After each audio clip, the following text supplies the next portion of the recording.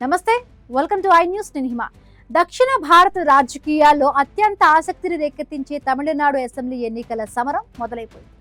ఈసారి super star Vijay తన TVK పార్టీతో పొలిటికల్ ఎంట్రీ ఇవ్వడంతో సమీకరణాలన్నీ మారిపోతాయని అందరూ భావించారు. అయితే హైదరాబాద్కు చెందిన ప్రముఖ సంస్థ పారావిల్ కేకే సర్వీస్ తాజాగా వెల్లడించిన అంచనాలు ఇప్పుడు హాట్ టాపిక్ గా మారాయి. విజయ్ ప్రపంచం స్పష్టంగా కనిపిస్తున్నప్పటికీ మళ్ళీ డిఎంకే ప్రభుత్వం ఏర్పడనుందని ఈ సర్వే తేల్చి చెప్పింది.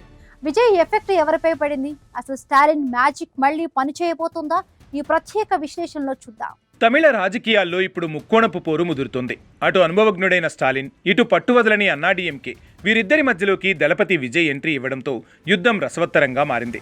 హైదరాబాద్కు చెందిన కేకే సర్వే సంస్థ సీఈఓ కిరణ్ కొండేటి విడుదల చేసిన గణాంకాలు రాజకీయ వర్గాల్లో ప్రకంపనలు సృష్టిస్తున్నాయి.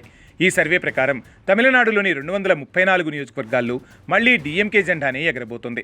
ముఖ్యమంత్రి స్టాలిన్ పాలన అద్భుతంగా ఉందంటూ ఏకంగా 41.5% మంది ఓటర్లు మొగ్గు చూపారు. ఇక దళపతి విజయ్ విషయానికి వస్తే ఆయన పెట్టిన తమిళగ వెట్రి కజగం పార్టీకి ఓటర్లు భారీగానే బ్రహ్మరథం పడుతున్నారు. ముఖ్యంగా చెన్నై వంటి మెట్రో నగరాల్లో విజయ్ పార్టీ క్లీన్ స్వీప్ చేసే అవకాశాలు ఉన్నట్లు సర్వే చెబుతోంది. 13.6% ఓట్లతో విజయ్ తన సత్తా చాటుతున్న ముఖ్యమంత్రి పీఠాన్ని అధిరోహించే స్థాయికి మాత్రం అది సరిపోదని ఈ సర్వే స్పష్టం చేస్తోంది. విజయ్ రాకతో ఓట్లు చీలడం అన్నాడీఎంకేకి గట్టి దెబ్బగా మారింది. అన్నాడీఎంకే 36.2% పరిమితం కాగా, అటు సీమన్ నాయకత్వంలోని ఎన్టీకే 7.9% ఓట్లతో తన ఉనికిని కాపాడుకుంటోంది. కోవై, డెల్టా జిల్లాలు, పశ్చిమ తమిళనాడులో స్టాలిన్ వ్యతిరేక పవనాలు వీచిన సంక్షేమ పథకాలు, పరిపాలనపై ఉన్న సానుకూలత డీఎంకేను మరోసారి గట్టెక్కించేలా ఉంది.